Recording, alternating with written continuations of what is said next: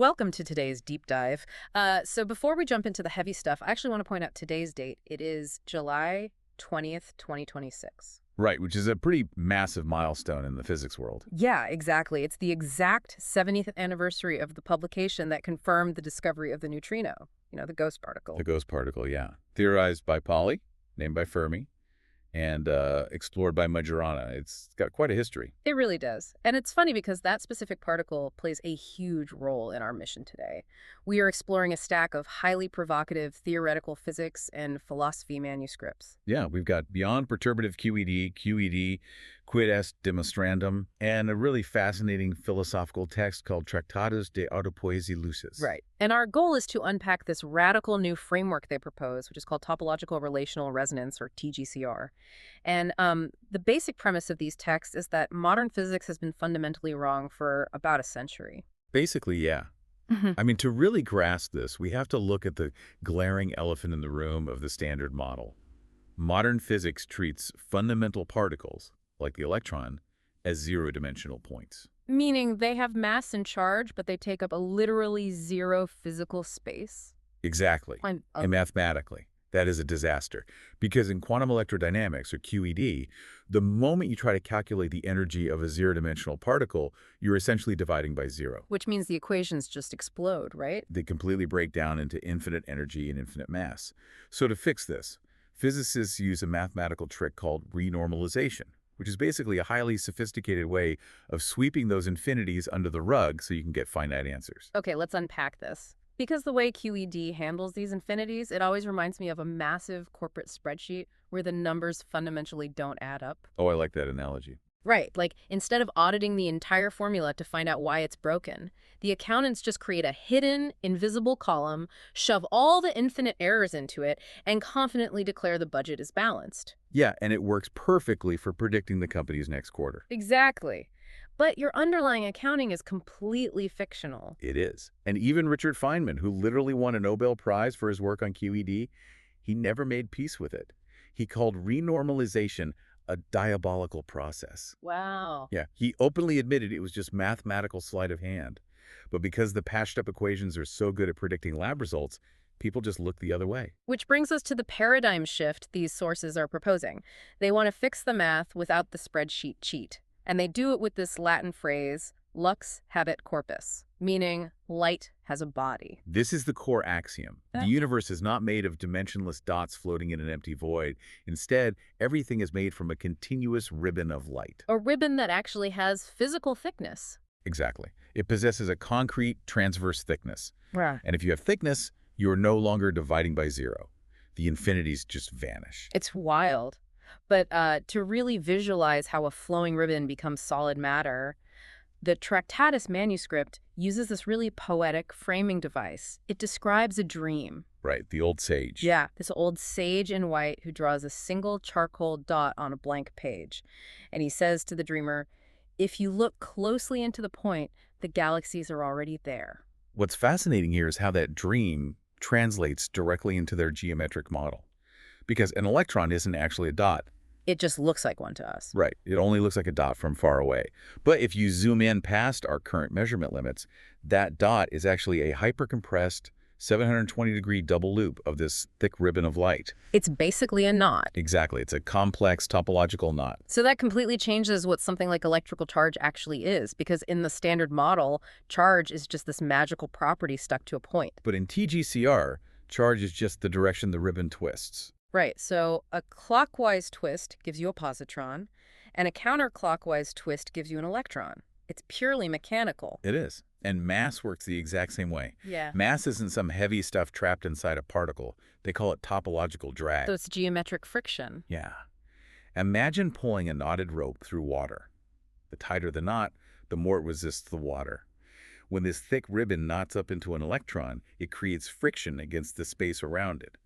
The tighter the knot, the heavier the particle seems to us. That makes so much sense. And it redefines things like pair production, too. Like standard physics says a photon turns into an electron and a positron through quantum magic. Just probabilistically popping out of nowhere. But here, it's just fluid dynamics. The photon ribbon hits a physical packing limit, like when it gets too close to a dense nucleus, and it basically undergoes extreme geometric pressure. So to stay stable, it just bifurcates. It splits in two. Exactly. One side twists clockwise, the other counterclockwise, and boom, you have your positron and your electron. No magic required. But obviously, beautiful philosophy is not enough to rewrite physics. You need hard math. Oh, absolutely. You need massive predictive power to take on the standard model. And the TGCR framework claims to have it. Let's look at the fine structure constant, or alpha. It's roughly 1 over 137, right? Yeah, and standard physics has no idea why it's that number. It just dictates the strength of electromagnetism. But the sources say it's not random at all. Alpha is the exact physical ratio between the ribbon's thickness and its radius when it knots. It's a pure geometric limit, and they use that to derive other crazy constants too, like the anomalous magnetic moment of the electron. Usually you'd need hundreds of pages of Feynman diagrams to calculate that. Right. But here, it's simply alpha divided by 2 pi. Wow.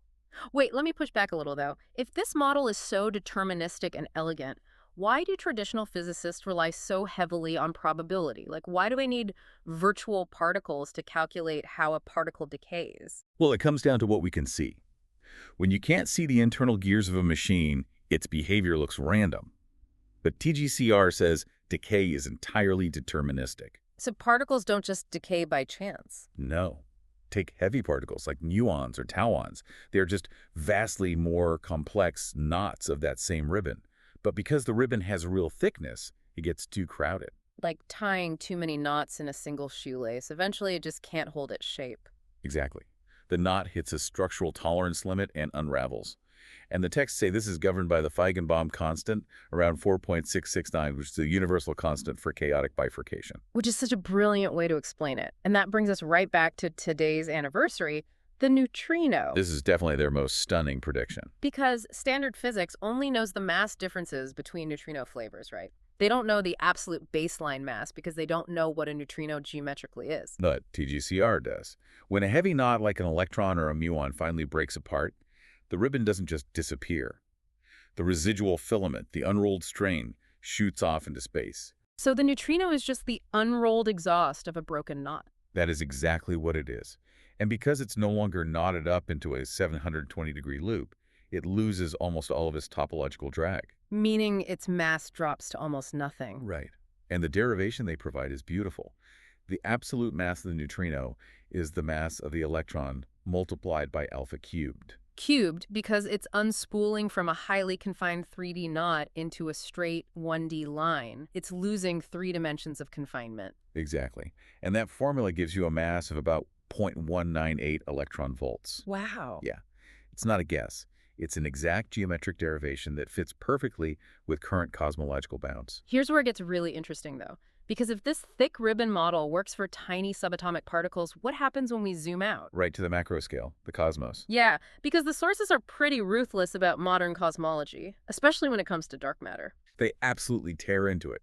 I mean, when astronomers saw that galaxies were rotating too fast on their edges, that the stars should just fly off into space, they didn't rethink their gravity equations. No, they just invented dark matter. An invisible, undetectable substance that supposedly makes up, 85% of the universe? Just to make the math work. It's the spreadsheet cheat all over again. And it's not just dark matter. The texts go after MONB, 2 modified Newtonian dynamics. Which is where they just arbitrarily tweak gravity when a galaxy drops below a certain threshold, right? Yeah, an arbitrary parameter called a sub-zero. The manuscripts literally compare these to Ptolemy adding epicycles. Oh, like when ancient astronomers kept the Earth at the center of the solar system by drawing fake invisible circles on top of the planetary orbits? Exactly. Just to keep a broken paradigm alive. TGCR says galaxies do not need dark matter because a galaxy is a unified, higher-order topodynamical fabric. It's all connected. The space between the stars is woven with these thick ribbons. Right. And over billions of years, the stars undergo phase locking. They synchronize and rotate as a single geometric plate. It really makes me think of a massive flock of starlings. You know, those giant murmurations in the sky? Oh, yeah. That's a perfect analogy. Like, when thousands of birds turn in unison, they aren't tied together with invisible strings, and there isn't some invisible dark bird pulling them around with gravity. They're just responding to the local relational geometry of the flock itself. Right, the geometry transmits the structure. And this actually solves another massive headache in astronomy, the Hubble tension. Because the universe is expanding at different speeds, right? Yep. Like 67 kilometers per second in the deep past, but 73 kilometers per second locally. And standard cosmology can't explain that because they treat the universe like a balloon expanding into an empty room. But the sources say universum se faci eundo. The universe makes itself by going.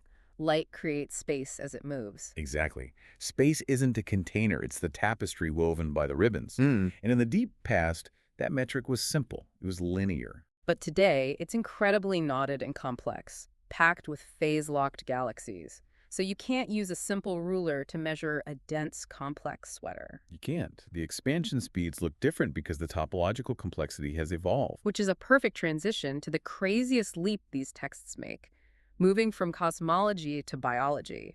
They point out that the cosmic web, the structure of galaxies across the universe, looks exactly like a human neural network. And standard astrophysics writes that off as a fun statistical coincidence. But in TGCR, it is not a coincidence. No, it is a structural necessity.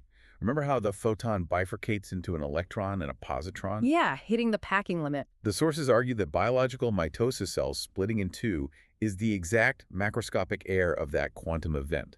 The universe is literally a self-weaving 3D tapestry. They call it the cosmic loom. But wait, if the universe is this loom building endless complexity, what about entropy? Doesn't the universe eventually wind down into a big freeze? If we connect this to the bigger picture, the sources actually say no. The big freeze is based on a Markovian view of the universe, meaning a memoryless system, like flipping a coin. Right, the coin doesn't remember the last flip, so things just drift into chaos. But the TGCR universe is made of physical ribbons. It is non-Markovian. The universe remembers every topological fold, the topology scars. Oh, wow. So the arrow of time isn't entropy dragging us into chaos? No, the arrow of time is the irreversible vector of geometric memory. The universe only moves forward because it's archiving information. That is deeply profound. It means the universe is constantly creating, not dying. And they use this to critique Roger Penrose, actually. Penrose's work on twistor theory gets so close to this. But his cosmology assumes the universe eventually resets, a cyclical Big Bang that wipes the slate clean. Like formatting a hard drive. Exactly. But TGCR posits a transfinite ascent. The universe reaches maximum saturation, shifts into a higher metric, and keeps weaving. No resets, no amnesia. So what does this all mean for you? If you step back and look at reality through this lens, it's incredible. You are not a random chemical accident in a cold, dying void. You and your consciousness are the localized point where this cosmic loom has folded back on itself to perceive its own weaving. You are the universe's geometric resonance. Which leaves us with a pretty staggering question to ponder.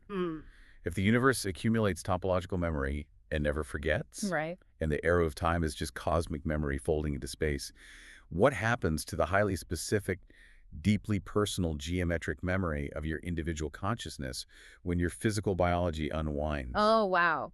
Does your unique thread remain permanently woven into the tapestry? Preserved forever in the memory of the light. It's something to think about. It absolutely is. It changes how you see everything. Thank you for joining us on this deep dive. Welcome to This Explainer. Today, we are looking at a blueprint for a massive scientific revolution. We're going to unpack a groundbreaking physical theory that fundamentally challenges the standard model of particle physics.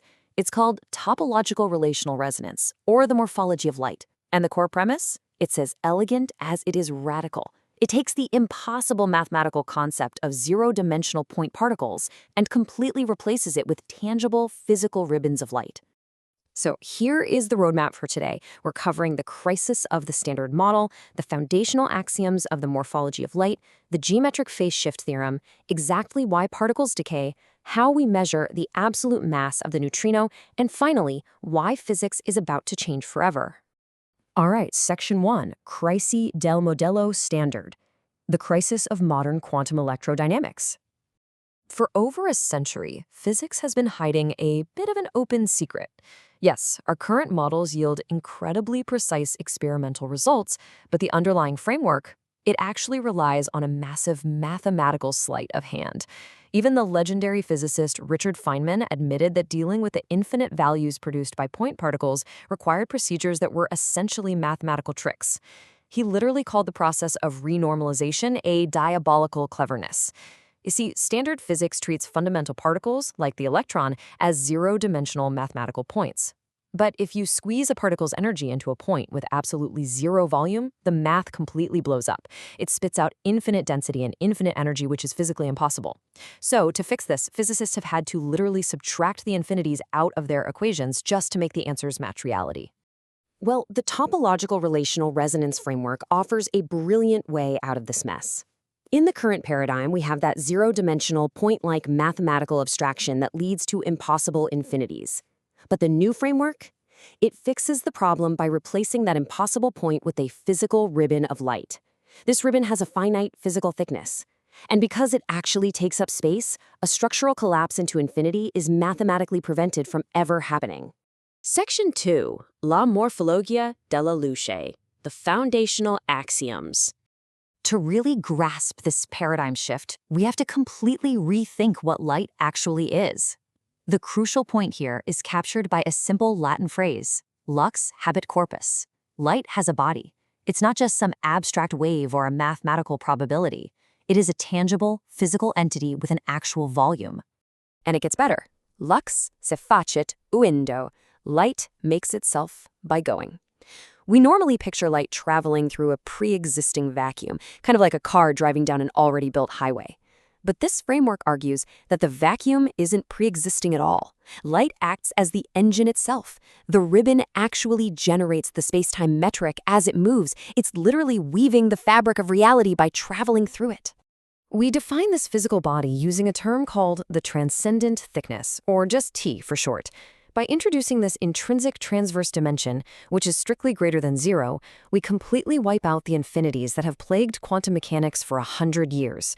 Just like that, the math is finally clean.